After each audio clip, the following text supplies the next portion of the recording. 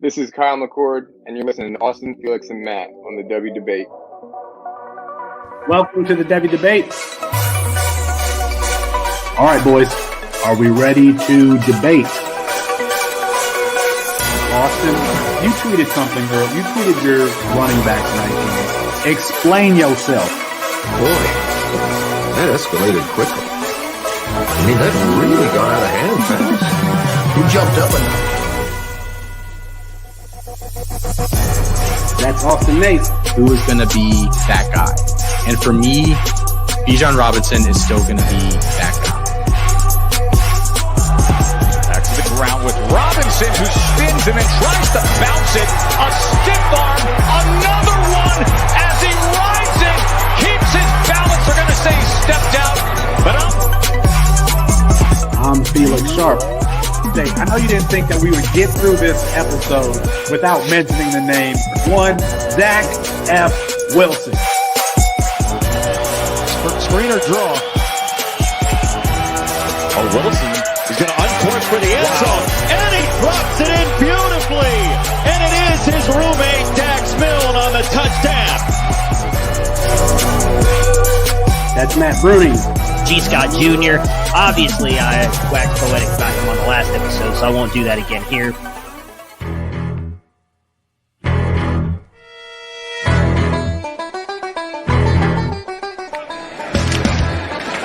And it's Justin Fields on the carry. Watch out. Justin Fields. Hello, Columbus. 51 yards.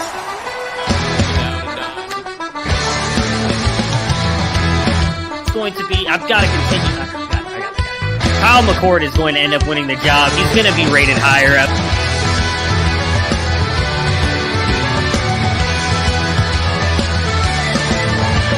Our apologies for Curve Street. We ran out of time. We'll get him rescheduled soon. And for Matt Bruning and Austin Nace, I'm Felix Sharp. Good night and good luck.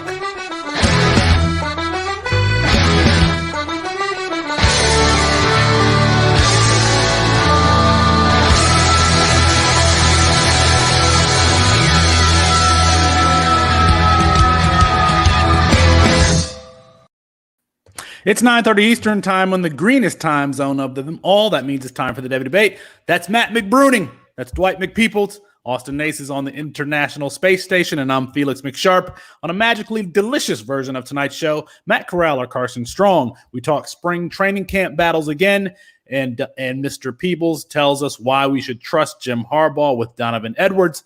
But we start with NFL free agency with several signings already being reported. Dwight, which signings do you believe will have the greatest impact in fantasy football in 2021?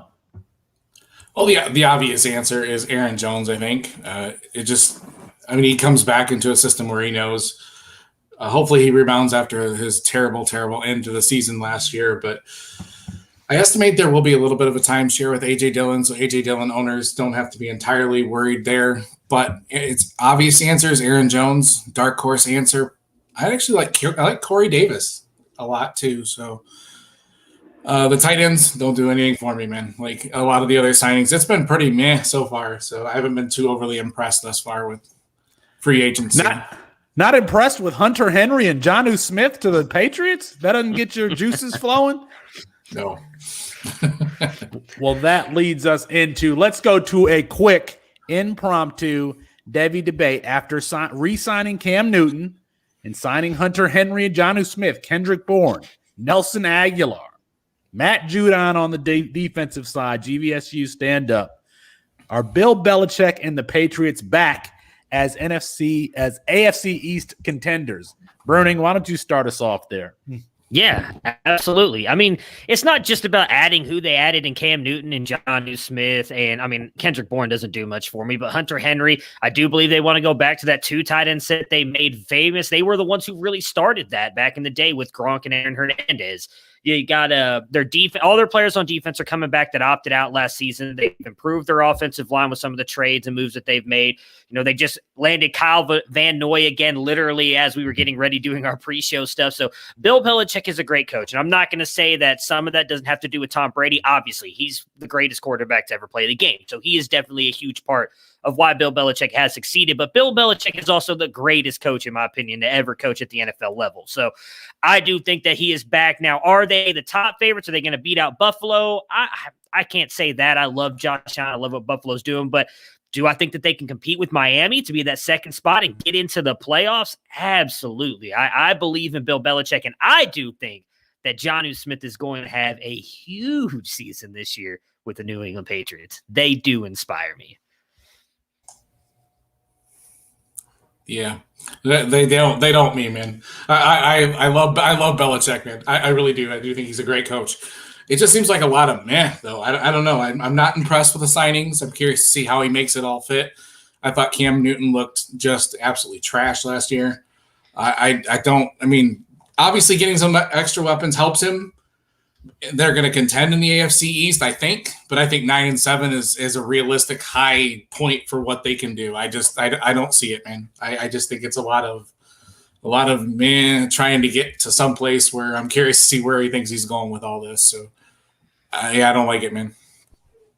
I think the most condescending and dismissive way to start a rebuttal is with the word imagine.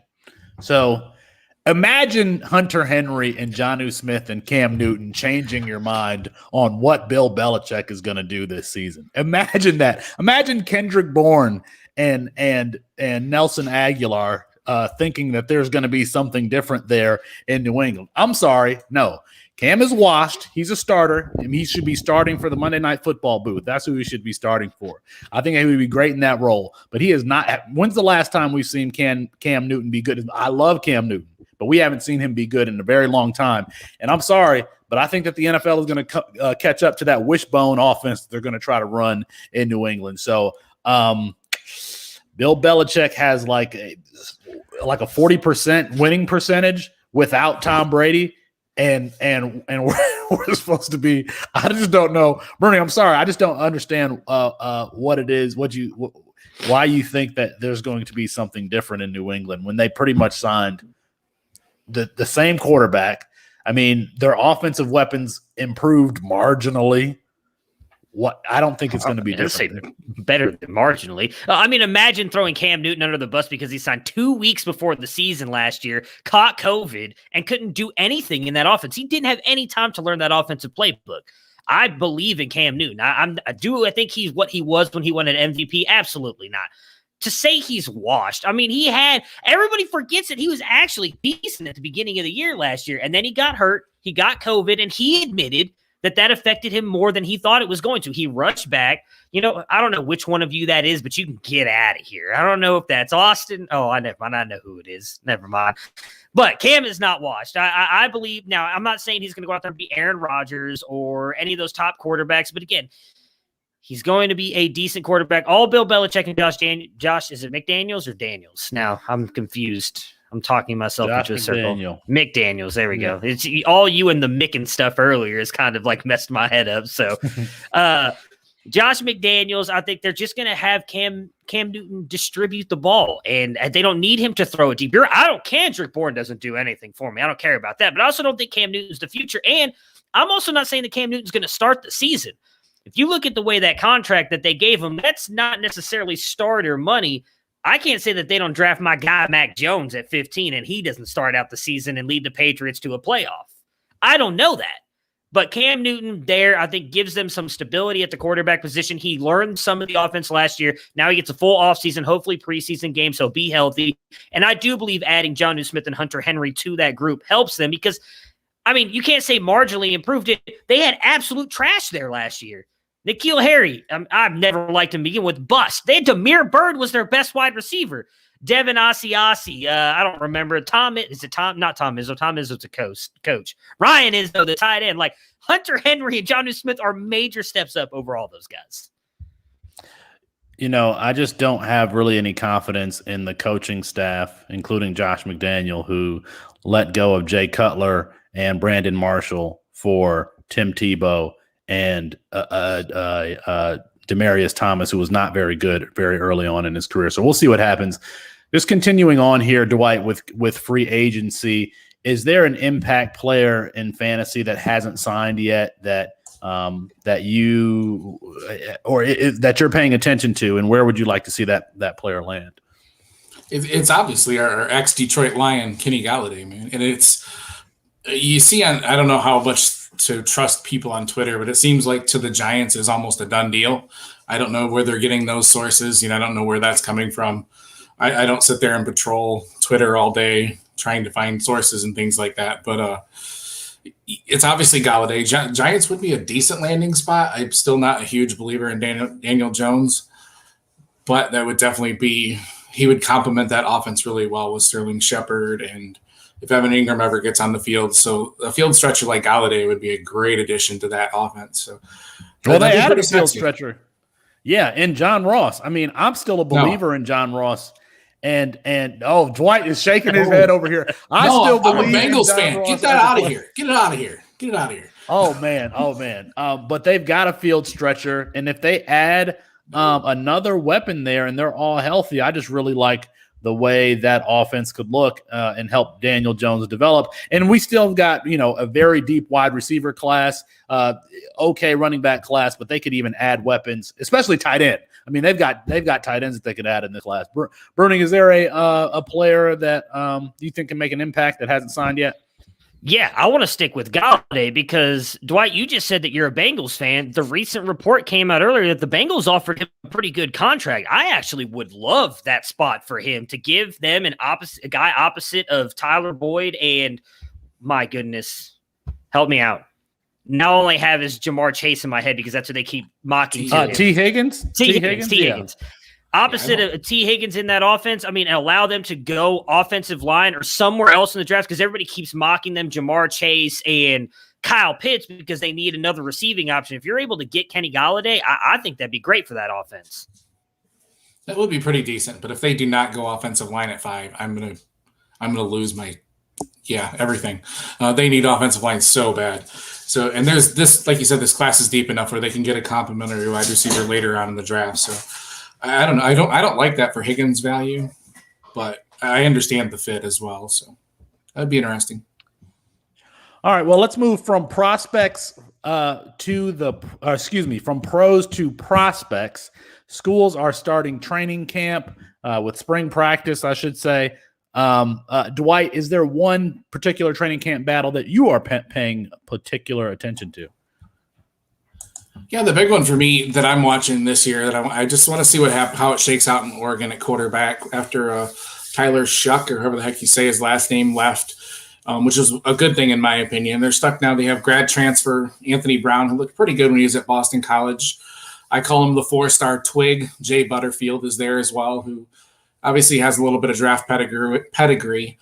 And then they obviously brought in super freshman Ty Thompson is what I called him. So I'm really curious to see how that shakes out. I hope that Thompson wins, but I can see them sticking with the veteran like Anthony Brown for a year. I don't think Butterfield's got much of a chance. He kind of scares me. I mean, he might break if he's ever hit by anybody in any division. So it kind of scares me a little bit. So I'm going to be watching to see how that shakes out. It would be really awesome to see Ty Thompson win that and just take that job and run for 3 years. So I'm really watching. I think a lot of people are crossing their fingers that Ty Thompson wins that job, and you have to like the wide receiver weapons around him in Troy Franklin and Devin Williams. Troy Franklin, one of the highest rated wide receivers in this class, kind of this long, lanky, speedy player that you always see go to Oregon. So we'll see what happens there. Bruning, what's the training camp battle that you're paying attention to? So I'm actually working on an article for the site about that right now. And the one that's kind of really intrigued me is Utah. They've got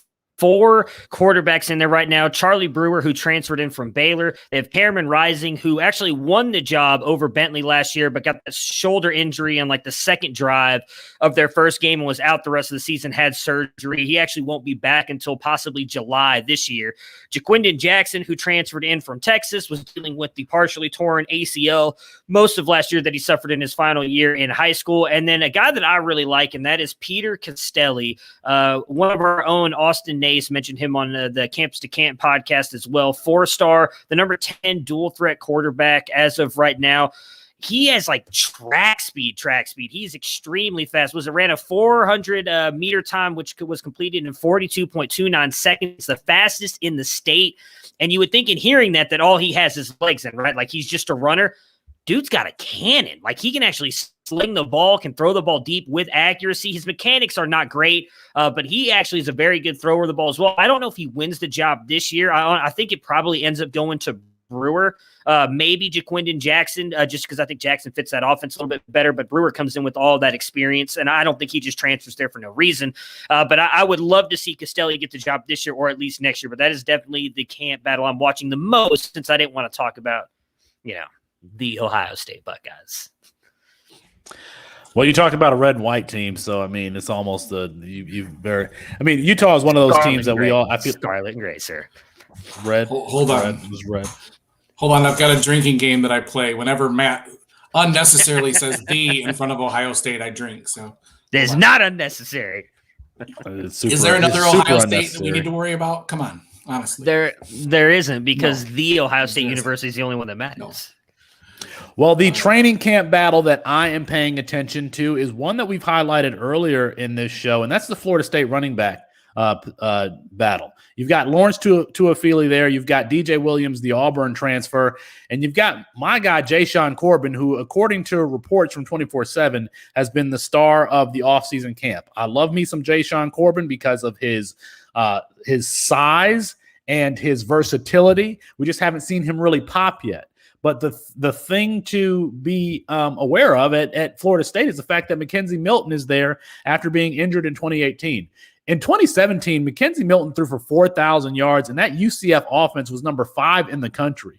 So if they can put together, and Destin Hill is going there, who Austin Nace is very high on. If they can put together an offense that's, somewhat comparable to that and just not what it has been in the last few seasons, you could see one of these players pop, a running back maybe pop. And I think that could be Jashawn Corbin, who, was playing a wildcat quarterback once they got close to the goal line last season. So it's just that team and the jump that they could make this season is just something I'm very intrigued by, specifically because Mackenzie Milton is going there and they haven't had a really good quarterback there in a very long time. So that is one that I'm paying attention to. All right, boys, we've gotten here quickly. Are we ready for the Devy debates? Yeah, let's do it. No, let's do it. Yeah, well, thanks. Somebody answer me. Come on. We tried. All right. All right. Couple of sophomore running backs here. Who is more likely to break out? And Dwight, we'll start with you. DeMarcus Bowman or Marshawn Lloyd? Hold on just a second. Dang it. Sorry, guys. I had everything pulled up here. For me, it's DeMarcus Bowman. I don't think there's anybody in that backfield that can do what DeMarcus Bowman can do. Damian Pierce will still have a role there as a pass catcher back. Might fill in, here and there. He's a phenomenal pass catching back, but I don't see anybody bringing the complete game like DeMarcus Bowman brings. I mean, he's pretty much almost a clone of Travis Etienne there, explosive runner, quick feet. I love his acceleration, his ability to get to top speed. I mean, he gets to top speed so quickly, and he changes direction without losing speed. To me, it's easily him. I think he's got a much more clear path there. And it's still Marshawn Lloyd. I mean, if it weren't for Kevin Harris, I think it would be a no-brainer for Lloyd. But I think they're not going to be in a hurry to push him back. They'll get him, work him in here and there. But Kevin Harris is going to be in the way, and DeMarcus Bowman's got a clear shot there. So it's Bowman pretty easily for me. Bruni, are we going to have a dynamic backfield in South Carolina, or are we going to have DeMarcus Bowman blow up in Florida? I just don't trust Florida. They just don't ever really do a good job of producing running back. So I'm going to go Marshawn Lloyd. I mean, I do think that he is an extremely talented back. I mean, he's got great burst, great strength, obviously coming back from the injury. He suffered at spring practices last year, so I expect him to be healthy and ready to go by the time the season kicks off. And while I do like Kevin Harris, I think he had a really good season. I don't think he's quite as talented as Marshawn Lloyd, and I'm very high on Harris. I think Lloyd is much more talented than him, so I would imagine there's going to be some kind of split backfield there. And if Lloyd gets any kind of touches, I just think he's going to end up being a little bit better than Bowman again, because I just don't trust Florida. With them losing Trask, Pitts, I don't know what that offense is going to look like. I'm all in on Marshawn Lloyd in South Carolina. Well, in Florida, you got to think that it's going to be a team that's going to focus on the run between Emory Jones and Anthony Richardson. Those guys are going to run the ball. But when's the last time Florida has had a running back that you could really count on? Now, we saw it last year with Kevin Harris. And why couldn't we have a Michael Carter, Javonte Williams situation in South Carolina between Marshawn Lloyd and Kevin Harris? We could. We haven't seen it with Florida, either with Florida producing a productive running back or with DeMarcus Bowman, who we just simply haven't seen yet because he hasn't done it. So if I had to choose, I'm actually going to go with the offense that has produced a productive running back in South Carolina. So I will take Marshawn Lloyd to maybe even bust out splitting time with Kevin Harris. All right, let's move here to another set. Always interesting to talk about the Ohio State players here, especially that wide receiver class. So we've got a couple here, Dwight, and I want to know who is the more valuable C2C roster addition. Now, for folks who are listening to us for the first time, Ohio State had just a dynamic wide receiver class last year that included Julian Fleming, G. Scott, Jackson Smith, and Jigba, all top 10 wide receivers. Also included athlete Mookie Cooper. Mookie Cooper saw the writing on the wall, transferred to Missouri, and now he's projected to start there, but wasn't as highly rated as the other two. So, Dwight, I'm going to throw it to you first. More valuable C2C roster addition, Mookie Cooper, Julian Fleming, or G. Scott? See, I didn't love Mookie Cooper coming out, but he's got a great opportunity in Missouri there. I think the bigger talent is Julian Fleming, obviously, but C2C wise, I think I'm going to go Mookie on that one. I love Connor Bezelak. I think that's how you pronounce it. I'm terrible at last names, so I'm just going to fly by him half the time and just pretend that I know what I'm talking about. Connor Bezelak there in Missouri, I love him as a quarterback. I think he's a guy that's got a pretty bright future ahead of him if he can get smarter, distribute the ball better. And Mookie Cooper is going to help. He's by far the most talented wideout they have. So I think Mookie Cooper as a C2C asset, yes, but I still think Fleming's a better long-term addition. We'll see spots we'll see targets in Ohio State this year. So, but Mookie for C2C. Burning, what are you going to choose here? I'm going to go Mookie Cooper as well. I mean, what scoring this year matters. I mean, look, I love G. Scott Jr., and I think he's going to be phenomenal, but we can all admit he's buried on the depth chart as of right now. I do think that he's going to play more this year, obviously, than he was able to last year. But you still got Olave, Jayus, and Garrett Wilson, I think, are the only three ahead of him. I'm not as big on Jameson Williams. Mookie Cooper is the best wide receiver on Missouri, in my opinion, right now. So I do expect him to put up points. I agree with Dwight. I think Connor's going to be able to feed him the ball. And so for C2C, especially for someone who values winning on the college side, that matters. I want him to put up points. I want to get that star wide receiver on a team that has a bad defense and then it's going to likely be throwing the ball a ton. Mookie Cooper likely gets a majority of that. Give me all the points on the college side. I do think he's got NFL upside as well. So you get that NFL upside going into the future as well. So I will take Mookie Cooper and then G. Scott just barely behind him. And Julian Fleming I don't even think deserves to be in this question. It's unanimous here because I'm going to go with Mookie Cooper also. I mean, he might be the best wide receiver. He might be the best running back there in Missouri. And Missouri is a team that spreads the offense out, is very pass heavy. So I like what he could do there. And he's already getting rave reviews from that program this far. Friend of the show, Alan True, compared him to Curtis Samuel. Coming out of high school in 2018, he ran a 4.49, 4.07 shuttle, 36.5-inch vertical at 193 pounds. This is a compact athlete who could be really, really explosive next year. I mean, he has the body type of an Amari Rodgers, but I have to believe that he's more explosive than Rodgers, and he's in an offense that could take advantage of his strengths. So I'm going with Mookie Cooper also. All right, next question. This is a Michigan question. We're going to throw it to you first here. Dwight, Blake Corum, the Michigan running back, or Seth McGowan, who's competing in a all of a sudden crowded backfield with the addition of Eric Gray in Oklahoma. Who you got?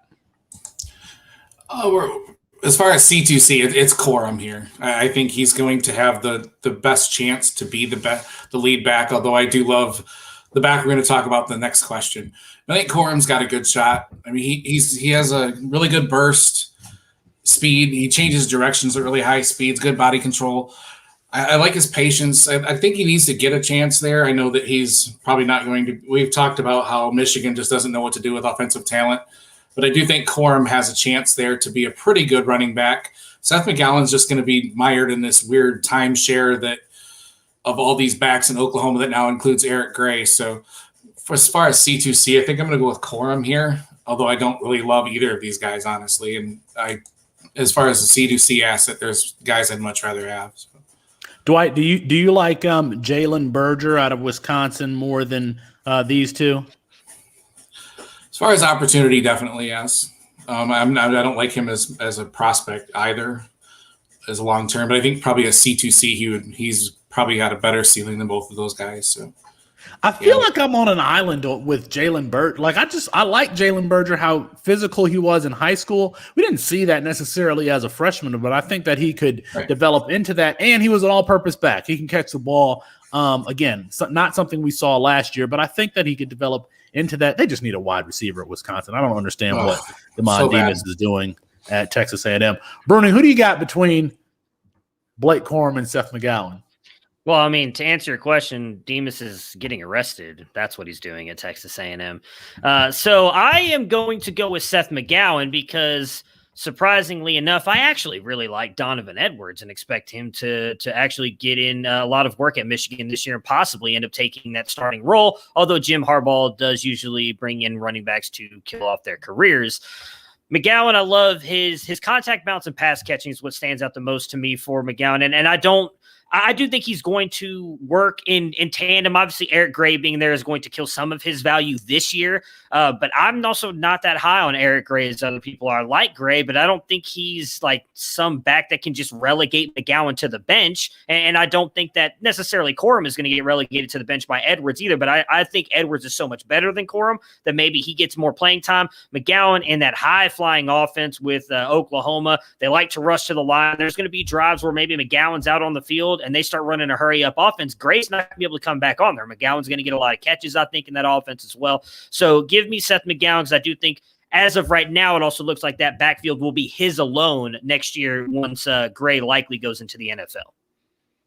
I don't know why I include these questions that are so difficult to answer when the answer is probably neither. But if you had to look at the highest upside, I think that it's Corum, given that, I think that he's quite frankly a little more explosive than McGowan. The problem is just every time that you have a player go to Michigan, that is a red flag in and of itself. But I like Blake Corum, and I wish I had ADP value in front of me right now so I could see who is being taken before the other. But I have to believe that probably McGowan would be being taken before Corum. Corum, I mean, because he's Michigan, because that backfield is loaded.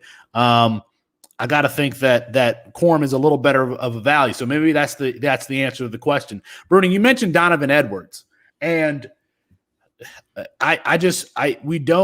you would think that Jim Harbaugh coming from San Francisco, coming from Stanford, with the offense that they ran at those two programs, that Michigan would be a dominant running team, that they would be a team that could just kind of bully people. That hasn't been the case. You got Donovan Edwards, the second-rated running back in this class, headed to Michigan along with J.J. McCarthy, who I'm very high on as a prospect, but he's going to Michigan. Dwight, if I had to give you the opportunity, you could have Donovan Edwards or any one of the running backs ranked beneath him: L.J. Johnson, Will Shipley, Kamar Wheaton, Amani Goodwin, Evan Pryor, Lavassier Carroll, trade. So basically, Donovan Edwards or the field behind him. Who are you taking? Ooh, that's tough. I still think it's the field. That's tough. I mentioned in the show sheet ahead of time that I do love Donovan Edwards quite a bit, but there are a lot of backs in that class that I like as well. So tell us why you like Edwards. Tell us why you like Edwards. Yeah, I think he's very versatile. I think he's very close to a total package. He impresses. He's got impressive speed. The agility's there. He runs with power. He's very patient. I love they talk about his ethic and his work commitment. I just think he seems like he's really close to a complete back. So he just unfortunately stuck in Michigan, but I do love a lot about him at 5'11", 190. You think he's easy to add another 20 pounds or so. Actually, I think I got in my notes here that he weighed 203 at an opening event about a year ago. So he might even be bigger than that now. So I think he's really close to a total package. Just has to work on some little things and then hopefully not get stuck with Harbaugh. I mean, hopefully the offense is actually going to use him. It's tough, man. It's tough, but I think I would probably still go the field on that. 2 is a little ambitious, but I like it. Why not? I mean, that's what 24/7 has him ranked. Bruning, freshman drafts are going to be coming up here soon. Do you have any confidence in drafting Donovan Edwards? I do. I will say, as you mentioned the ADP earlier, so for those who are not watching live, our current ADP has McGowan at 73 and Corum at 152. So, I mean, especially for you two guys, I would think Corum is by far the better steal there in drafts, getting him that much later than Seth McGowan. I am high on Edwards, but I would also have to say I'd probably take the field too, because I do have a big concern about him going to Michigan. I mean, I do think obviously I said it. I do obviously like the RPO style offense. It looks like they're going to run with J.J. McCarthy again. I just was writing about their battle between Cade McNamara, J.J. McCarthy, and who they just had, Alan Bowman from Texas Tech. And so I think with McCarthy and Edwards together, that can be a very dynamic offense. And as an Ohio State fan, like that actually makes things intriguing to me for that team up north. But I think LJ Johnson, Kamar Wheaton, with the way some of those guys are going, I think I'd rather take them through. But I do like Edwards a lot. Yeah, I mean, Kevin jumped in the comments. I changed my mind. I'm going with Edwards, baby. Let's go. Keep it going. You're right, Kevin. Keep the train going. Edwards all day.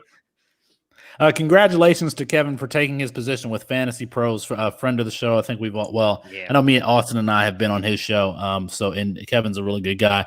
This is the last chance for Harbaugh to put it together. And man, he's probably going to put those hopes and dreams on a freshman quarterback. I got to believe either, McCarthy's probably the best option. So you got to think that they got to win 9-10 games and play close with Ohio State, or it's going to be the end for Jim Harbaugh, and they're going to have to buy out his contract. All right, Dwight, we're going to hit you up with some rapid fire. Are you ready? Sure, bring it on, man. So Bruning and I answered these questions on last week's show, so this will just be for you. Texas, do they finish the 2021 season with a top 10 ranking? Yeah, I think so.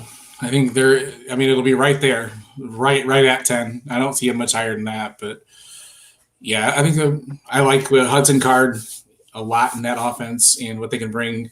I love Jake Smith a lot. I think yes. I don't know how rapid you want me to go on this sucker. Well, talk to me about Jake Smith, because I know that's one of the players that you like. He was highly touted coming out of high school and has been okay at Texas, but tell us what you like. I think he adds an explosive element to the game that we haven't really seen a lot, and I really would like to. He's the guy that, working with Ray Garvin on the Devy happy hour, he kind of got me turned on to him. I like his size. I think his versatility is not been used enough. His long speed, he's very explosive. Has some things he needed to work on. You'd like to see him mature a little bit, work on his route tree and his play strength, things like that. But I think it's there. The opportunity is there, and he's got a pretty good shot to be like a really savvy receiver there for Hudson Card. So I think Jake's a guy who I'm looking to acquire this year, and one who I've drafted quite a bit and late in my drafts that I've done this far. So, Well, you got to think that you're going to have Jake Smith playing the slot along with splitting time with Jordan Whittington, the running back wide receiver hybrid there. And then Joshua Moore on the outside, probably at the Z, stretching the defense. And then Troy O'Meary, the redshirt freshman wide receiver, playing the X, taking the spot held by Brennan Eagles last year. I've just written a profile on burntorange.com on Troy O'Meary, so go check that out. Let's stay here with Texas. Dwight, Hudson Card, and Steve Sarkisian. They lead Texas to a playoff, so that has to be the next 3 years. Playoff coming for the Longhorns? I think so.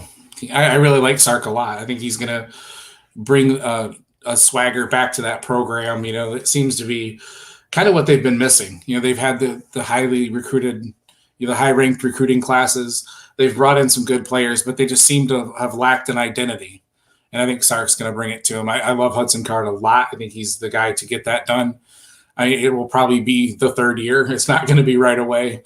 But Bijan Robinson, we mentioned the wide receivers. The guy, it's going to be close, man. But I think he can. I really like I like Sark in that offense and that team. So I think he brings them an identity that they've been missing. So. It's really going to be interesting to see if Texas can become a magnet for recruiting in the state of Texas, because if they could just hold the talent from that state there, they're going to be a force at least in the Big 12 and compete with Oklahoma. All right, Rondell Moore or Jamar Chase? That's not fair. It's Chase, man. Chase by a mile. We just forgot. I mean, excuse me, sir. Excuse me. Hi. Bring it on, Felix. Anyways, we have forgotten how damn good Jamar Chase was, man. Like, I've sat back and watched people just shred him for the last 6 months, and I'm like, it drives me nuts, man. So I think it's Chase by a mile. We have forgotten how good Rondell Moore is. It's been since since 2018. So, all right. This is your segment. Let me throw it back to you. In 2021, the best quarterback in the Big Ten is Anthony Russo, baby. Michigan State Spartans.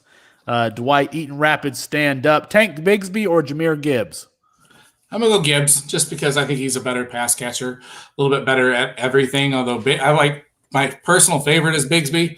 I love a guy that just runs over people, and he has the name Tank, so he's like my personal favorite, but I think Gibbs is the better player. So. The 2021 national champion is I don't know. Probably Alabama. It's I don't know. It sucks because it's going to be either Alabama, Clemson, or Ohio State. I mean, it's. I didn't even put Ohio State in there. I somebody would that, come right? out of the woodwork. It's not going to be Ohio State. It's no, not going to be Ohio not. State. I agree. It won't be. I think they'll have a little bit of quarterback, finding their way this year. So Alabama could too. So, man, I don't know. Let's go Clemson for my final answer. And the question that determines whether or not you get invited back is Justin Fields or Zach Wilson. You guys suck. It's Fields. It's always been Fields. It's always been Fields. What is up with these answers this evening? I love Zach Wilson. I've been on him for quite a while, but it's Justin Fields. So. Dwight, I want to thank you for coming on the show tonight. Dwight is the host of the Devy Manual. You're the Devy team lead for Dynasty Nerds now, right? C2C team lead. Devy team lead is Matt McCoy. Yeah. So we kind of work hand in hand to do a little bit of everything over there. So, Dwight, anything else that you want to promo? Not really, man. Just got some rookie profiles, trying to get back to adding some more rookie videos or some more prospect cut-ups on my Devy Manual YouTube channel, but it's been kind of quiet for a little while. So, life just sometimes catches up with you, and you kind of have to take a back seat, and I haven't been able to break down videos and things. So, which is funny because I'll sit here sometimes and watch huddle videos for 3 hours when I could be just cutting up videos, but I'll space out and just watch, grainy high school videos of, whoever I come across, dart one direction. So, yeah. So, well, catch Dwight's 2021 rookie profile on defensive end Jalen Phillips on Dynasty Nerds. But that is going to be our show for tonight. You can find our written content at campus2canton.com. Follow the show at Devy Debate. Apologies to Kirk Herbstreit. We went a little long with the Dwight. We ran out of time, but we'll get him rescheduled soon. For Matt Bruning, for Dwight Peebles, and I'm Felix Sharp. Good night and good luck. All right. Oh, dang it. I know. I really wanted to hear. I forget. Well, we can ask him. I mean, we're after show now. I forgot. I need to pay attention to the private chat. I just sometimes I just spaced out, especially tonight.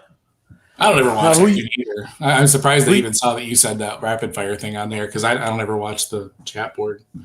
Who do you got between those two, Dwight? Strong or Corral? If you had to pick one, I know you like both. I take Strong. I do like him quite a bit. I think he's a little more polished. He's safer. Yeah. Yeah, safer. Yeah. Corral he is so much fun to watch though. I love that. I love a good gunslinger, man. Like that's one thing when I'm watching quarterbacks, that'll suck me in a heartbeat, man. I love watching a guy just flinging it all over the place. And that's I think next year we're going to get Rattler and Howell in the first round and either have no quarterbacks after them or it's going to be Strong and Corral, Carson Strong and Corral in the first round. I just don't see Jaden Daniels being a first round draft pick. He's too small. And I don't see Keaton Slovis being a first round draft pick. And I'm sorry, Bruning, I definitely don't see Desmond Ridder being a first round draft pick. So I think it's going to be either those two, and then we get no other, maybe some day two picks, but Peyton Manning. I mean Graham Mertz. Sorry, Graham Mertz is not coming out next year. Graham Mertz is not coming out this year. We got to get him some. We got to get him some weapons, man. They got like 1 3-star wide receiver going to Wisconsin, and I mean that's it. You look at Wisconsin's recruiting class, and like their top 4 players are offensive linemen. I mean, get this dude just get him one weapon to spread the defense out a little bit. So. Yeah, it'd be nice, man. It's one of the things that is maddening. Like, because Wisconsin's, my daughter went there, so it's kind of a team I followed real closely. And it's maddening to watch that offense. It is. When Mertz went there, I'm like, man, why? Why would you go there? Like, why go somewhere where they have like an offense that is at least 2005? Like, come on, like it's ugly. I can't. It's hard to watch their games, man. Really hard. What's your problem with Jalen Berger? I don't know. It just doesn't. To me, it just doesn't pop. Like I don't see it. Like I think he's a good running back. Just not all there. I don't. You see. I think that he came in after Jonathan Taylor, and Jonathan Taylor was what he was. As a freshman. I really like Berger. His all-purpose skill set, and I think that he's going to be a physical runner. He's going to put on some additional weight, and he can catch the ball. He can catch the damn ball. I think he's a better pass catcher than Taylor was at Wisconsin. So I like Berger, but there are a couple of players that I bring up, and everybody wants to poo-poo them, whether it be Casey Thompson or Graham Mertz, or I was listening to Austin and Colin talk on the podcast today, and they said he's not. They're talking about Jake Haener, that he's not an NFL quarterback. I heard that too. I was like, dang, that's cool. I know. I'm just like, dang, like I'm just hate. You know what it is, Felix? If he was in the 2022 class, I think I would probably be a lot higher on him. Berger. I just that 2023 class is so damn good. Yeah, it is.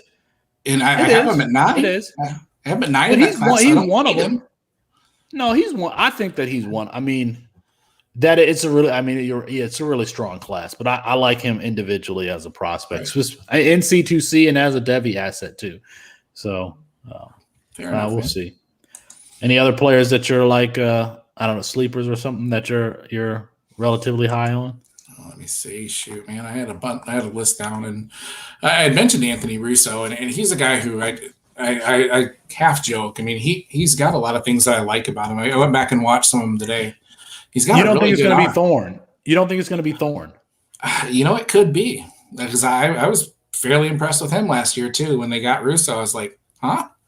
Like I thought we were gonna roll with Thorne, but maybe they want to give him a little more time to develop because he did look pretty raw at times. So Russo's got a lot to like about him, but he's not the most mobile guy in the world, and he's very inconsistent. 12 turnovers. His sophomore year or redshirt sophomore, whatever you want to call it. So yeah, it's just there's things that I like about him. I love his arm. I think he's got good anticipation when he throws. At times he looks like he could be a really good quarterback, and at times he's just kind of So see what Mel Tucker can do with him there. He's got some really good receivers there. So I love Michigan State's team offense. I just want to see we're definitely not there yet, but I think we're building in the right direction again. So. Nah, Austin, I appreciate you guys just spitting straight facts. Don't worry about Felix getting all upset. I mean, they just went on there and just tore it like he's not. Like he doesn't have it. I tried to say that he's not a day one quarterback, but I think that he could be. I think Austin is saying that he's not a day 1, 2, or 3 quarterback. That's kind of what I'm gathering from what he said. But I was listening to him while I was making dinner. Yeah, I'm with you, Dwight. I like Russo. A lot of people, I don't think, realize he was up there with Zach Wilson and Mac Jones most of the season, like deep ball completion percentage and everything at Temple of all places. And so I do think him going to Michigan State, like I said, him and Kenneth Walker, I thought when both those guys entered the transfer portal. Did you get my text, by the way, Felix?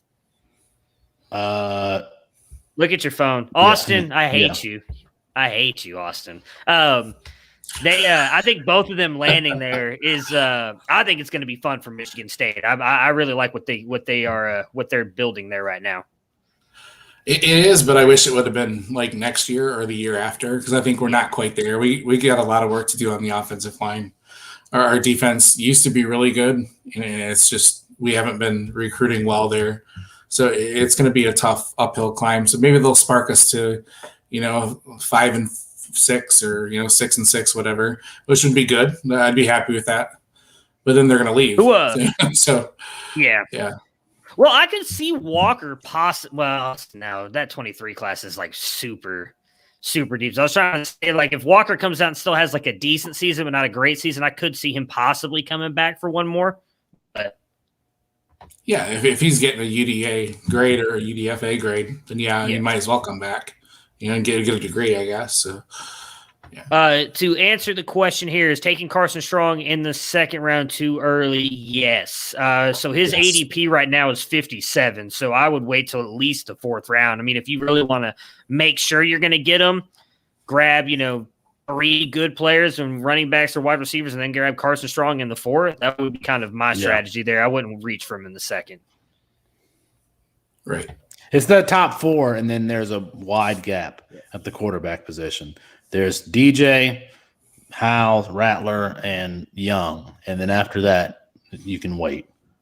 Yeah, all the ones I've seen. It's a pretty huge chasm there between the those 4 go in the top 10 picks, then usually not another one until the 3rd round. So. Who you picking to win the Big Ten? Because I think it's wide open this year. Yeah, it's. I think I'm going to take. I think I'm going to take Maryland. Maryland could make some noise. Yeah.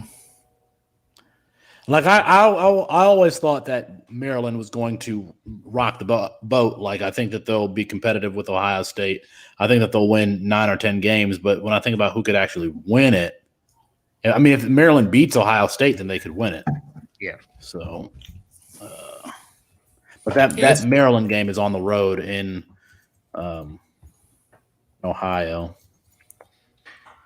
Yeah, I think it is pretty wide open, but it just depends if Ohio State settles in and gets a good if their quarterback settles in right away. I mean, it's Ohio State. Oh, they've already got a great quarterback.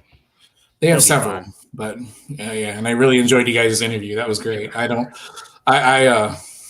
have reached out to about 200 players in the last 2 years for interviews and have not gotten a single even callback. So the fact that you guys got somebody, I'm like, dude, that's awesome. I have reached out to so many, and I'm like, this is I gave up.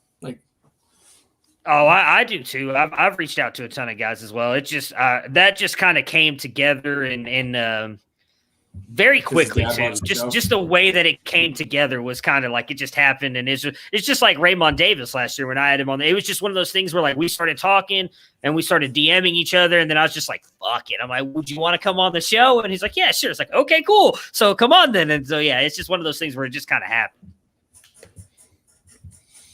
Yeah, I would love to interview somebody. I got John Navarre actually agreed to an interview because he works for the company I work for. He works at the Bolingbrook Chicago branch, and I talk to him like twice a week some weeks.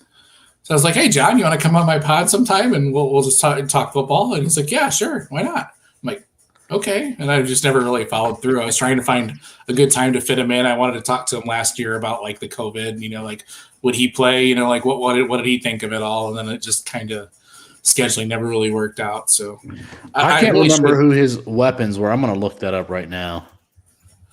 I really should go down that path because the guy who owns the company I work for is like he has a field house for him at U of M, and we always have like Bo Schembechler, whatever, used to stop by our plant. Harbaugh comes around every once in a while.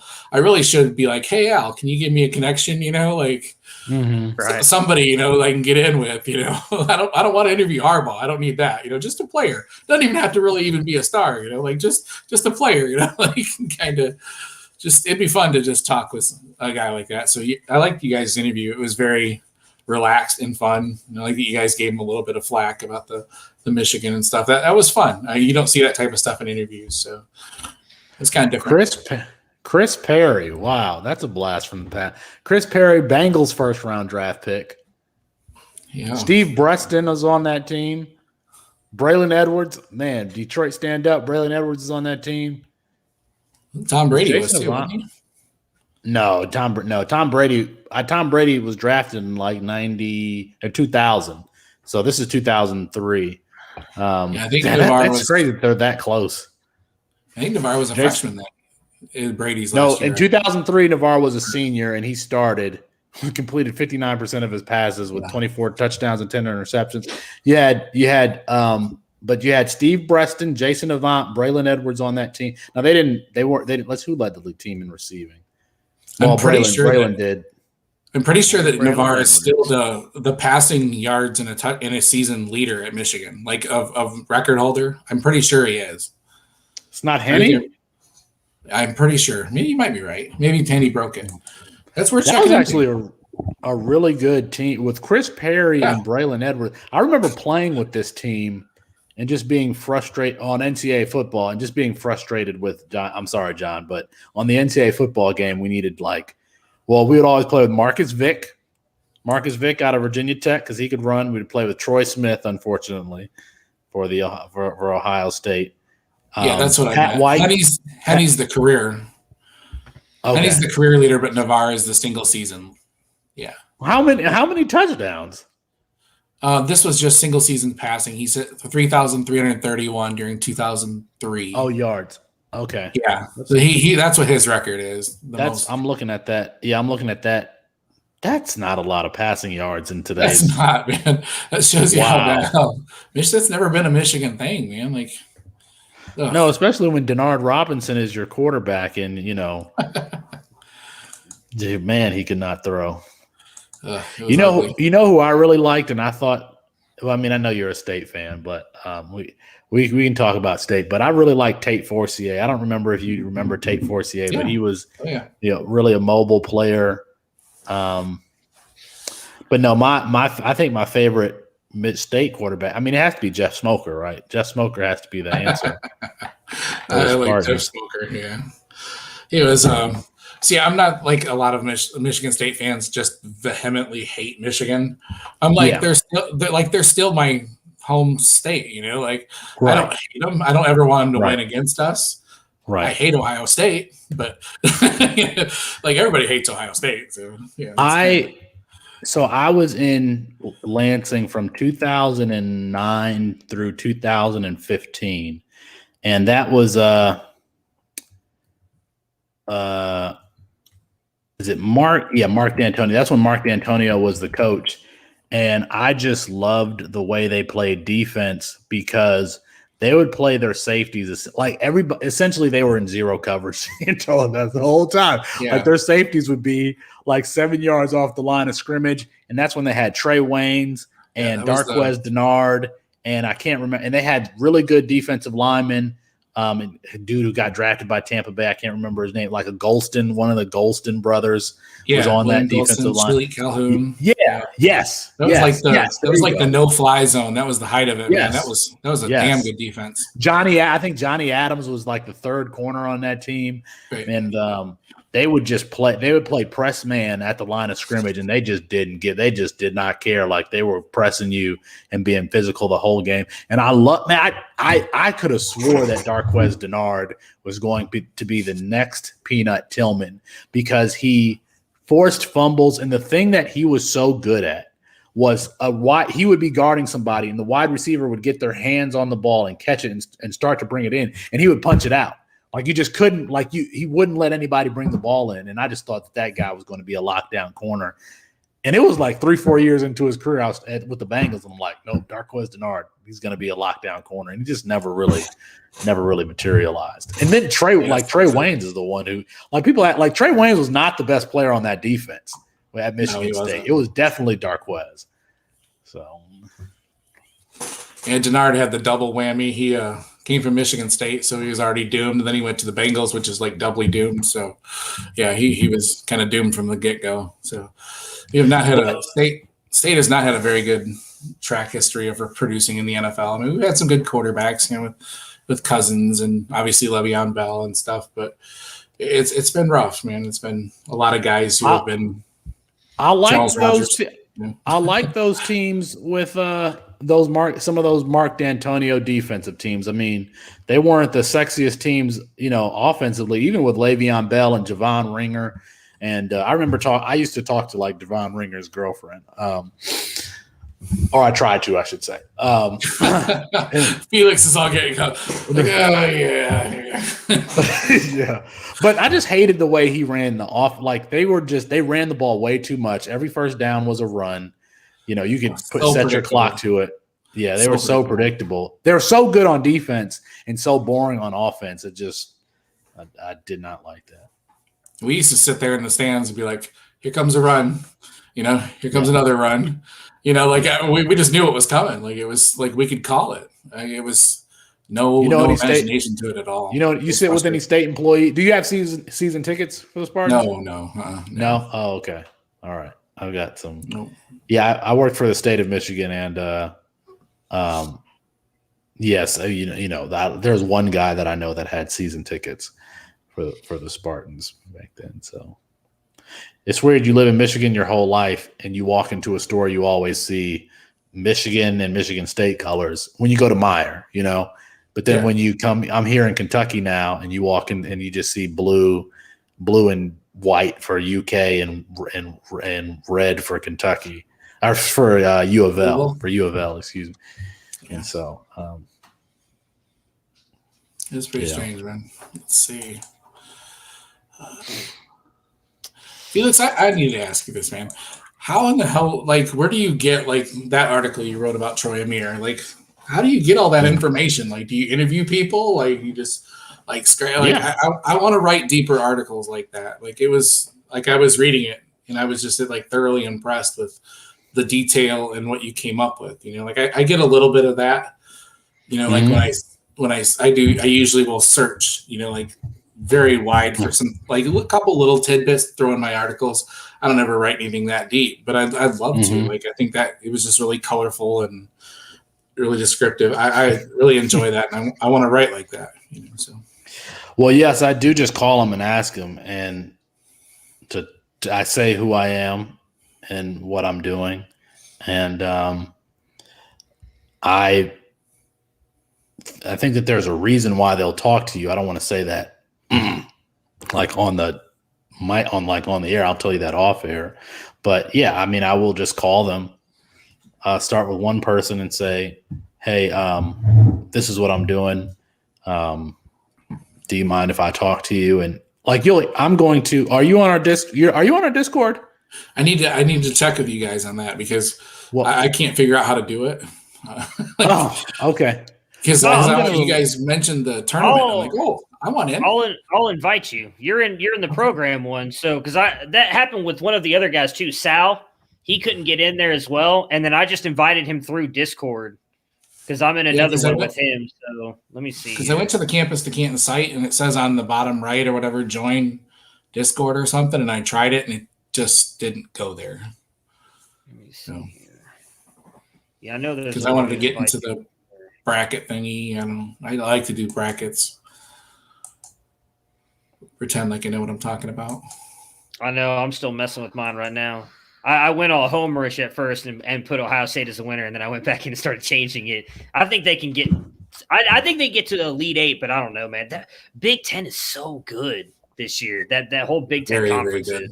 Like, I honestly think I hope it goes the way that I have it right now, and I'm still trying to decide who I think makes it. Right now, my Final Four is Gonzaga, Michigan, and Illinois, Ohio State, and I think Michigan could beat Gonzaga. Michigan's good.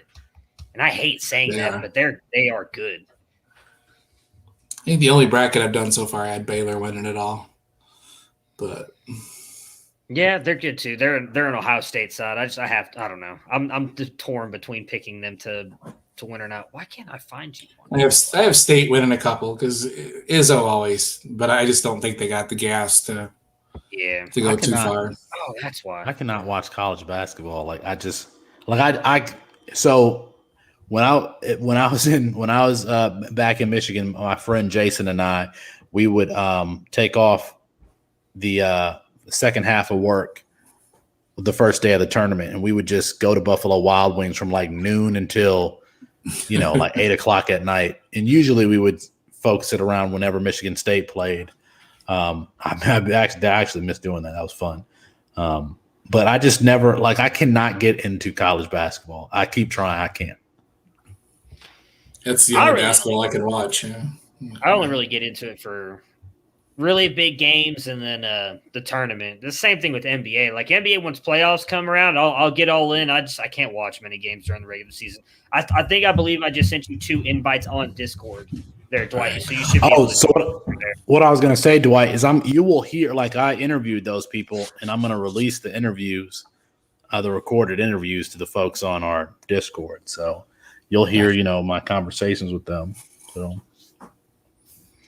yeah, usually what I do in the tournament time is I'll just kind of bounce around and wait till a game gets down to the last 2 minutes, then I'll lock in and watch the last couple minutes because it's always fun when it's a tight game watching, the chess match and stuff. So last 2 minutes which takes 35, 40 minutes, that. So that's fun though, and just being there watching that big guy drop to the little Loyola, whatever heck, it's always just fun. It's something you remember. It's exciting. I can't wait until we get some new information with spring games and Lavassier Carroll is apparently playing defense and not the Georgia running back. I mean, he's playing. That makes sense. Yeah, I'm tagged with Adam Lewis and some of the guys from Devy Watch. We're talking about Carroll is playing safety. That's great. Because that backfield is so loaded. That would be why. Huh. Well, that's interesting. Wow. I guess that's crazy. Oh, Adam Lewis says that he's trying to pick a fight. He's saying Vandegrift isn't good. I mean, spot the lie in that statement. Well, he did go to Georgia, so yeah. Yeah, he was committed to Oklahoma. That's who Lincoln Riley wanted at right. first. So yeah, well, he also wanted Caleb Williams. So I'm doubting his love for quarterbacks at the moment. Then he realized that Oklahoma only wants really good quarterbacks, so he's like, "Oh, let's go to Georgia. They think I'm good, so it's all right. I can start crazy. I can start for 4 years and make a bunch of other 5 stars transfer." That's going to be crazy if he turns Caleb Williams into like an elite passer because I just don't see it. Well, he did for. Dwight, you didn't wear your hat. He did for Jalen Hurts. That's true. He did. I had planned to go get a hat and all that stuff, and I just ran out of time with the kids and all that stuff. I was just like, I wanted to have a green shirt. I wanted to have a hat. I wanted to talk in an Irish accent up at the top of the show. So I love that. I love that intro, man. I listen to that song like 10 times a day. So yeah, it's one of my favorites. I think Drake May is a pocket. I love Dropkick Murphys. Anybody got to talk on Jay's question? I like Drake May. He's a drop back passer, but I like more what they're doing at North Carolina. So I just kind of trust what Mac Brown is doing there and that they'll get it right. I mean, they've developed one quarterback. Why can't they develop? And Drake May is he's a 4-star. Well, the only 5-star prospects were Caleb Williams. Yeah, McCord was the last one. McCord was a 5-star. Okay, I don't think May was, but he's still a highly touted prospect. And I just believe in what Mac Brown is doing there. 97.25. Yeah, I'm with you. I like May a lot. I mean, I talked about a couple episodes ago. I think Gavin Blackwell there is going to take a big step forward this year. I think he's going to be a huge part of that offense moving forward. They also, which I didn't know, I think they got Daz Newsome's brother there. Oh, really? Or is it who's the other one that I can't think of? Dame Brown? Maybe it was Brown's brother. One of their brothers also is there now that's supposedly going to step up this year too, someone was saying. So, yeah, I like what they're doing there. I mean, I think Kamaro Edmonds is going to be a good running back as well moving forward. I think they've got it's Diame's brother. Okay, cool. Yeah, I knew it was one of theirs. I couldn't remember which one it was, but I think Gavin Blackwell, who's a freshman this year as well, is going to be good. Austin, go away. I like Austin. I'm still mad at you, Austin. What? I like it. You're like, I'm gonna go to bed, and then you're still in here commenting on it. And then he's still in the comments. Just come and join the show. No, but I like Kamaro Edmonds, Gavin Blackwell, and like Felix. I'm curious to see. I think this is their year to really do something in the ACC. I mean, I still love DJU, but I think if they're ever going to try and topple Clemson, it's going to have to be this year. Yep. Who's playing quarterback for Clemson? I like Taj Washington. Taj Washington is at Memphis. Who's the wide receiver at Syracuse who stretches the defense? It's Taj something. And obviously, I like Sean Tucker. We got Francis to say last week that they misranked. I like that. Sean Tucker. They misranked Tucker. Yeah. Well, I mean, hey, it's not. I don't think that's that big of a thing. I mean, you misrank players all the time, so it happens. That's why there's 6 of us. Close. I mean, I think I know. So Austin, you're Taj, there, correct? Taj Harris, not Taj Washington. Taj Harris. Yeah. Correct me if I'm wrong, but I'm pretty sure he redid all of his quarterback rankings. I redid mine the other day. I think Monday. I moved your boy up, but I didn't move him up that high. You moved who up? Hayner up. He's not at 90 for me anymore. What is he at? I'm trying to pull it up. It's not loading up. Is he at 24? I tried to. So Dwight, we have the spreadsheet that we keep our rankings on. I cannot. Right.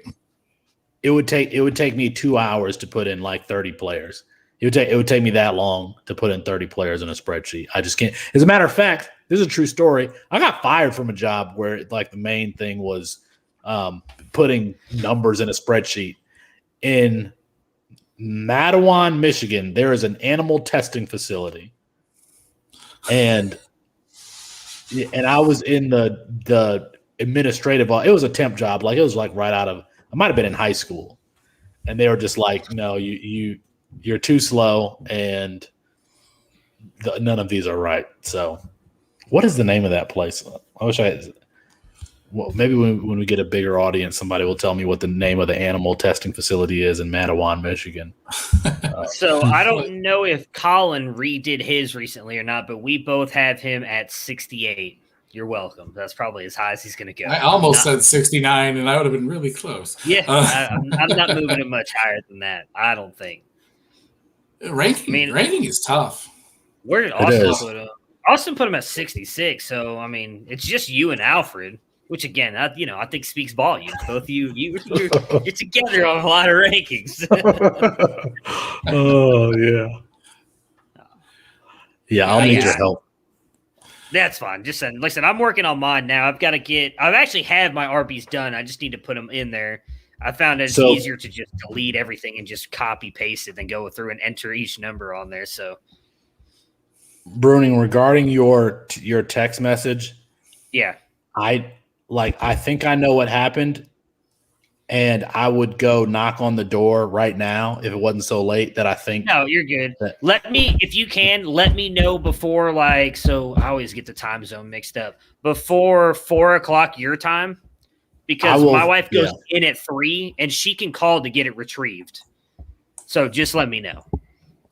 And I'm going to talk to you after we go off here so I can be clear about what they're saying happened. So Austin is just our biggest fan today. No, I see that's where I struggle with ranking. He's going to have 2 good years.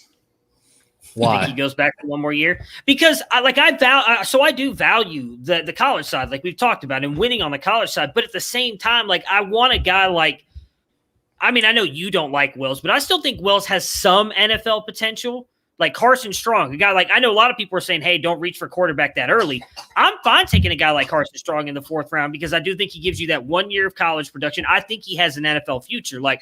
Jake Haener, yes, with the ADP that you guys talked about on the rankings episode, it makes sense grabbing him late because he's going to put up a ton of points for you, but he's not a guy that I want to take early or anywhere. It's just, I don't know. And in drafts I have with you and him, you're going to reach for him in the 8th round, so I don't have to worry about it. But it's just I want guys that I reach for the 8th round. So I was talking to a long time listener. Mr. Jokey Jokes today. I was talking sleep deprived. Somebody on Twitter who said they got Jake Haener in round 43. I don't have to he has a non-existent ADP. I don't have to take first. I can get value anywhere, but that's kind of my point. Is that last year, who I was getting at the end of the 40 whatever round? Carson Strong. That's who I was getting. Well, Zach Wilson was really late too. So I don't need to Jake. They said that on the pod too, Austin, since you're listening, that I was going to take Jake Haener in the 8th round. No, I'm not taking Jake Haener in the 8th round because I don't need to. Well, if you followed your ranking, no, I don't need to. I've got Rondell Moore ranked as my number 1 wide receiver, but if I had the 5th pick, I could take Jamar Chase and say, all right, I'm going to get Rondell at 8. I have a draft where I might even try that, where I have the 5th pick and I have 13, where I might just try to take Jamar Chase early and then get Rondell Moore. It's about value. Colin said throwing Colin under the bus because Colin's not watching. That's what he does, is shaming him for being a little on a thick side in middle school, I guess. And Austin. So how do you think? Colin. Do you think we could ever get on Why Wait Till Sunday? Us? Yeah. I don't see why not. We're not big enough guests for Alfred, I don't think, but I don't think we are either.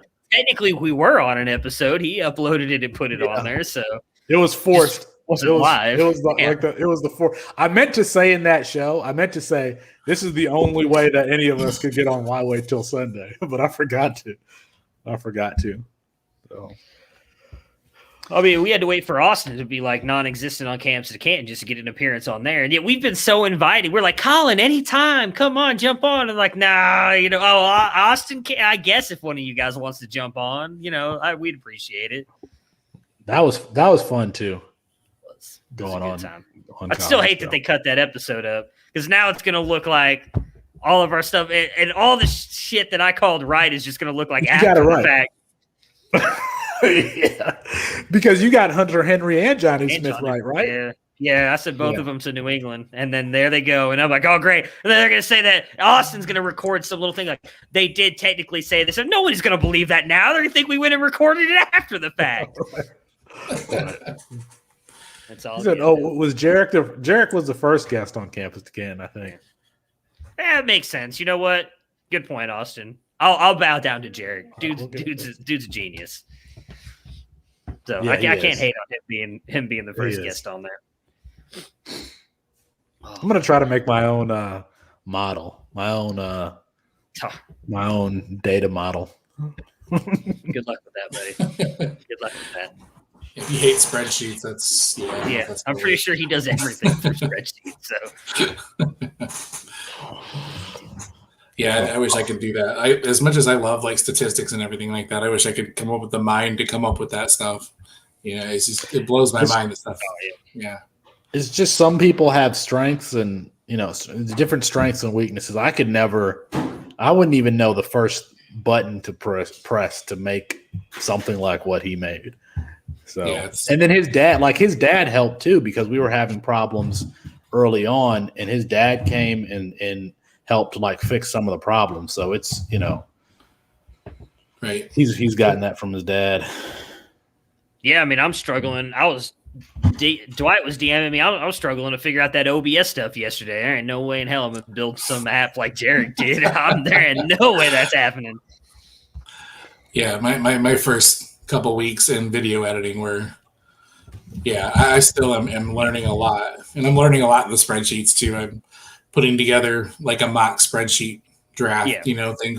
And it's a lot of me going back and, trying to figure out why this is pulling here, why this is doing that, asking so-and-so, asking this, asking everybody I can think of, like, what did I do wrong? I've watched these YouTube videos, this and that, it's crazy, but I want to learn too. It's kind of fun.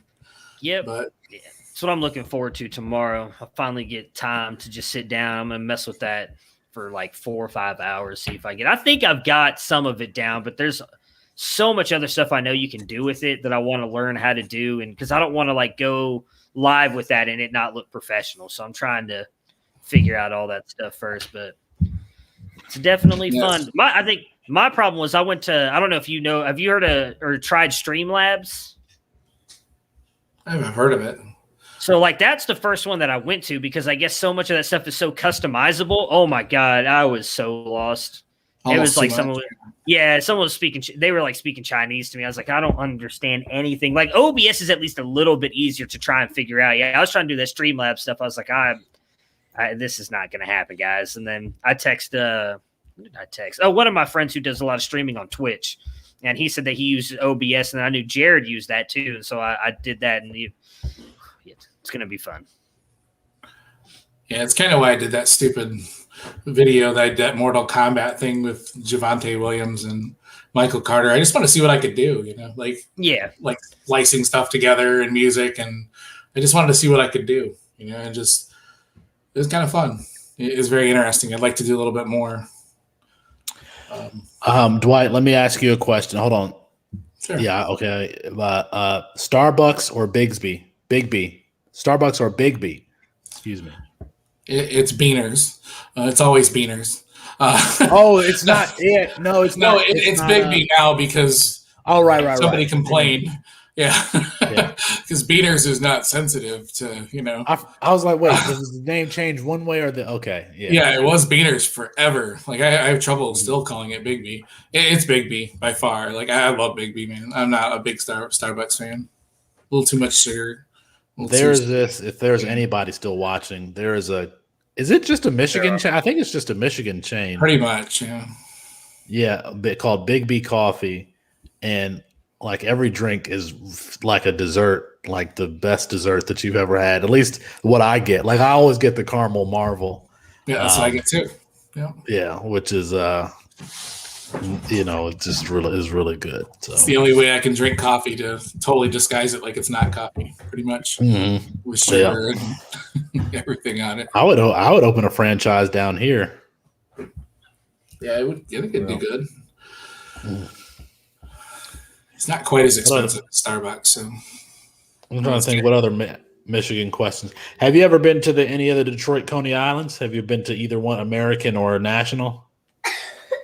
Probably. I don't get to. I don't get to that area. Yeah, I don't get to that area a whole lot. So let's see. Yeah, we don't go to Detroit very much. Usually when we go to Detroit, we go to Greektown, catch a Red Wings game, stuff like that. I don't do a whole lot in Detroit.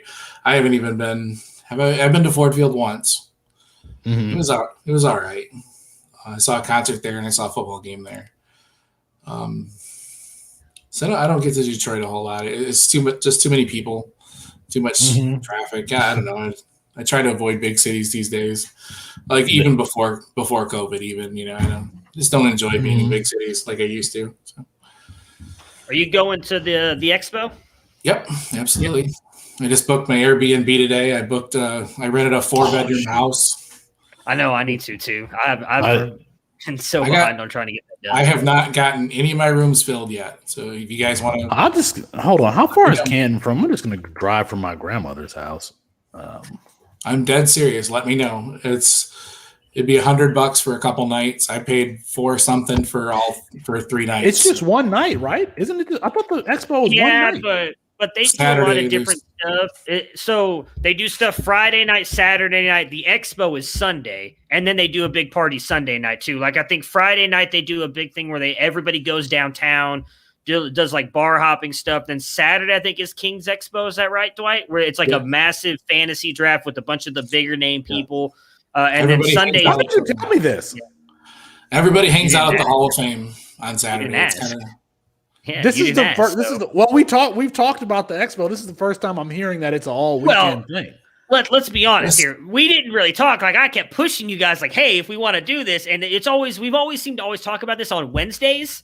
Whereas like that's my busiest work day. Like I'm nonstop moving from 4 a.m. to like 3 p.m, and it's one of those days where I don't get a lot of time to sit and chat. And so I didn't really think about it, but yeah, it's the thought. Like I don't think I'll be there Friday. Because my wife won't be able to get off. I don't think at the moment be able to get off work. And she works till midnight. So there's no way that we'd be able to fly out. But I think we're going to fly up Saturday morning and then probably come back sometime Monday is what we're planning on doing at the moment. I thought I was just going to be there on Sunday for a couple of hours. I didn't realize that it was an all weekend thing. That's what I'm doing. I might go Friday night, but I might probably go Saturday morning. Right now I got the Jared's house. I rented my own. I rented a house. It's literally you can walk out the front door and across the field and you're at the Hall of Fame. It's like so freaking close. It's got like a huge basement with a foosball table and TVs and it's got a hot tub. I'm like, yeah, screw it. Dwight, I might take you up on that offer because my partner here did not tell me that it was an all weekend thing. He just said we need to do a thing on a Sunday, and I'm like, okay. I was not informed. I think the full weekend. Like the expo is a whole weekend thing, man. It's a whole weekend thing. Whatever. If you look at I think the full weekend pass gets you into the Hall of Fame, which is like a $30 ticket anyways. It gets you to the hotel party Saturday night. It gets you into the expo Sunday. What? It gets you something else. It's a hotel party. And a t-shirt. Yeah. They have parties every single night. We're in it. The thing that I told you to pay for, that's what all that includes. We're in we have all the extra stuff. Okay, yeah. That is going to be a sausage fest. I mean, it is going to be a massive sausage fest. But it's everybody you know and talk to. It's so much fun, man. I went a couple years ago. The sausage fest, Austin? That's you guys doing a pod? We are definitely doing a pod from there. Or several pods. We're just going to be podcasting the entire time. I mean, we can. So 2 years ago, when I was supposed to be there, did you go 2 years ago, Dwight? Yep. Yeah. Yeah. So 2 years ago, and I don't know how much they changed it from then, but 2 years ago, you actually did the thing that we paid for the 30-minute speaking engagement thing. That's what it was 2 years ago. You podcasted live on stage in front of everybody. I don't know if that's what they're having you do this year. Like we're doing the thing, but it's only 30 minutes. So if we're doing I'm going to be honest with you. I am not taking all my stuff up on the stage to try and record a 30-minute episode. We can talk to everybody. But if you guys want to record live from the booth at one point, I can bring my laptop and we can do that. I can bring my mixer, all that other We are going to be Jay, we're going to be podcasting. We're going to get like 15 episodes from that weekend. Yeah, that's what. Now. What is it? No. There are no Ohio State players going to the expo, Jay, so there are no guests there that we want to talk to. We've already talked to all the people we like in the industry on the shows. We got more coming up next week. We do. More guests, Jay. Was it Madman, Shane? What's their pod? I'm drawing a blank for some reason. Shane, talking about Barrett? No. The Trade Addicts pod? Trade Addicts, there you go. They had an ongoing one at their booth for like several hours. Then like Saturday night, they recorded one at like 3 a.m. They, you know, at their, they stayed at like this bed and breakfast. It was like a murder house. So it was like crazy, creepy and shit. So there's people podcasting like the whole time. Like we did an owner's manual up on stage with Adam and Chris. We did that. And it's just, everybody's doing that. It's a lot of fun. And we didn't have anywhere near the turnout. Like this year is going to have like 10 times the turnout of that year. Yeah. Well, yeah, that 2019 was like one of the first years they did it. Where now I think now everybody's able to get out of their houses again, and Bob's doing really good job, obviously, of spreading the word everywhere the way that it's been going. So yeah, I think it's going to be a massive turnout this year. Yep. Have you seen the website, Bruning? You know, our logo is up there on the front, or at least it was the last time I looked. You know, right there on the front. You want that? Yeah, it was a lot. It's just a lot of fun to walk around, and you know, people doing, even at the Hall of Fame on Saturday, you're running into guys, you know, from ESPN and you know, like all the big guys are just cruising around the Hall of Fame doing the King's Classic, and then there's like several spinoffs of the King Classics, and then there's, I think like Mike Clay and all those guys are part of the King's Classic, or they were, I know, in 2019. So yeah, a bunch of big name guys, and then there's a couple other rooms that had drafts going on too. So it was crazy. So it's Friday through Sunday. It's not just Sunday. Well, again, it's depends on what you want to do. Like from everything I've heard, I didn't get to go in 2019. It was either that or go to Vegas for the Fantasy Football World Championships, and I'm as much as I love Ohio, I'm choosing Vegas. So I did not go to the expo then, but from everything I heard, like the big days are Saturday, Sunday. Because Saturday you do all the stuff at the Hall of Fame. There's a bunch of different people around doing the King's Classic stuff. Then they have a massive party, and then Sunday, I believe Dynasty Nerds is supposedly hosting a big party, is what Jared said, or they're planning on hosting a big party Sunday after the event. Yeah. So that someone hosted one Sunday then. I saw the picture of everybody because obviously Dennis went for our other podcast that year, and he posted a picture of like there was, I don't know, it was like 50, 60 people wherever that was at the celebration Sunday night. They were taking pictures with everybody. So yeah, like Friday night, I think from what they told or what I read Bob post was that it's just like some big get together. They all go downtown, bar hop, hang out together and do all kinds of stuff. And then Saturday is when the Hall of Fame drafting and the party. And then Sunday night, there's a party as well. Well, I'm glad I'm getting, I hope everybody's vaccinated. I'm getting my second shot April 6th. I'm sure everybody, I don't know. I don't know what Ohio is doing. I know Texas. I think I'm going to start coughing as soon as I cross the Ohio state line. It's just a very dingy, drab, it's just because you're not used to that clean air of just like magnificence. No, it's just the people there. We're amazing. I know you're not used to it. It's okay. No offense taken. We got it. I mean, with all due respect, it's just a disgusting toilet. With all due respect, you're not going to Michigan. You're going to Ohio. No. Michigan has the Great Lakes. We have beaches. Yeah. If that's all you're known for, I'm sorry. Anyway, sure. You guys ready to go off? Yeah. Let's do this. I got to tell Dwight something, and then I got to talk to you, Bruni. Okay. All right.